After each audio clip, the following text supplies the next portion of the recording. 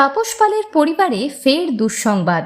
সন্তানকে হারিয়ে শোকে পাথর তাপস পালের স্ত্রী নন্দিনী। কন্যার উদ্দেশ্যে বলেছেন, আমার সুন্দর কন্যা, সবসময় জানবে মা তোমাকে খুব ভালোবাসে। গত 2020 সালে হঠাৎই হৃদরোগে আক্রান্ত হয়ে না ফেরার দেশে চলে গিয়েছেন অভিনেতা তাপস পাল।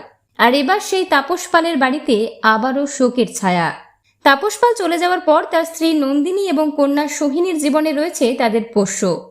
সেই পোষ্যদের প্রাণ ছিলেন তাপস নিজেও।